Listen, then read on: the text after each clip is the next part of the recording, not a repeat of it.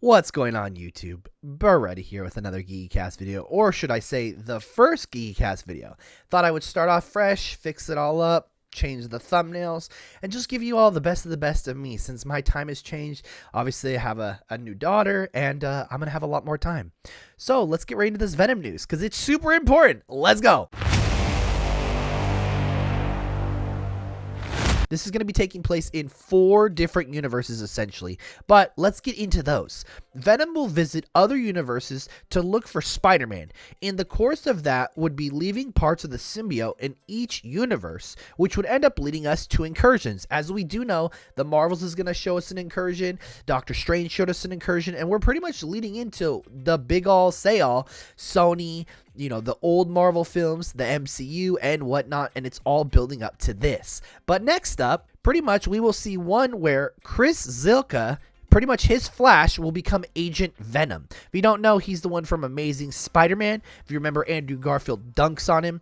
Pretty cool. Actually looking forward to seeing him as the Flash and not the MCU Flash, because that would be a tragedy. And also Joe Manganiello, I don't see him becoming the Flash in Tobey's universe. But next up, Topher Grace returning as Venom. If you don't know, Sony recently posted a mashup of Tom Hardy's Venom versus Topher Grace's Venom. And guess what? They know what they're doing. Their managing and their marketing has been top tier. Remember No Way Home? Yes, they don't keep spoilers very well. But next up, Venom would come to the PlayStation universe, seeing Venom from the recent Marvel Spider-Man 2 game. That would be crazy in my opinion, and that'd be really cool because that Venom is huge, he's hulky, and I would love to see our Venom interact with that Venom. Maybe give Tom Hardy's Venom a different look at, all the different kinds and how he's kind of dorky versus the rest of them. Obviously, he's going more lethal protector route, but at the same time, seeing a more serious tone Venom, whereas Tobey Maguire's Venom, who is very freaky, creepy, smaller, but faster. I love that one from Spider-Man 3, but we got one more set of details. No mention at this time of Andrew Garfield or Tobey Maguire. So essentially you can assume that they're not in the current film. That does suck, but at the same time, like we've said before, Madam Web takes place before Venom 1, and obviously this is building up to a Peter Parker that's not even born yet. Now, I do want to go into those plot leaks. If you remember, there was one a while ago that talked about Toxin and this and that, but I think there's a better plot leak that came around a little bit a while ago, and I think it's more of what we should talk about details, because we do know that Madam Web and Venom are going to be tying together once again. So let's get into this one. Standalone sequel to Madam Web, which is about the titular character and 3 Spider-Women protecting a pregnant Mary Parker and an unborn Peter Parker from time traveler Ezekiel Sims. Madam Web will be set 10 years before Venom 1, which is why the earlier set leaks for that film have an early 2000s setting. Venom learns through the aforementioned multiverse hive mind that Peter Parker, aka Spider-Man, is destined to kill them, referencing, once again, Sam Raimi's Spider-Man 3. Once again, I think this is a great touch and a great way for them to incorporate him into this, and it makes the most sense. This is what earlier leaks were referring to when they said that Venom, Eddie, would explore the multiverse. They're simply looking through it via symbiotic vision. Venom persuades Eddie to kidnap the 10-year-old Peter Parker of their universe in order to change their future, but Eddie refuses to harm him.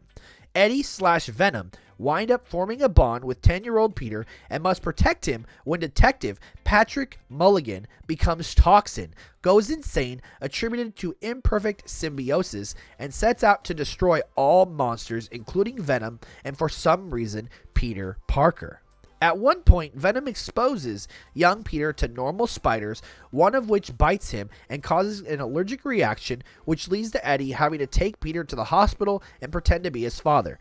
Now, I think this all makes a lot of sense, and at the same time, I do want to go over the fact that we have seen those photos. I can't remember where it was, if it was in Mexico City or where they were at, but it showed Tom Hardy in the exact same Hawaiian suit that he had on at the end of the No Way Home post-credit scenes, and they're assuming that it's taking place directly after that, hence why he's going back and forth into different realities, leaving the symbiote. And there's also, once again, how they're saying he's leaving the symbiote at different places. That does make a good sense of why there'd be incursions.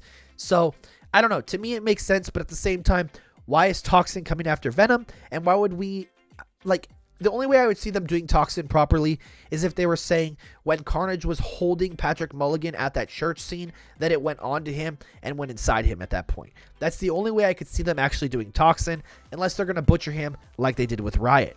So, let me know what y'all thought down below. I think this is super interesting information, and obviously with the whole Topher Grace thing, I would love to see it. I would love to see a Lego Venom, just how we had Lego Spider-Man in Across the Spider-Verse, and I would love to see so many more. Maybe the PS1 Venom. Remember the blue one? And he's like, Arthur, we must go, and he jumps through that window. The funny Venom, you know, stuff like that. But let me know what y'all thought down below, and as always, I'll catch y'all in the next one.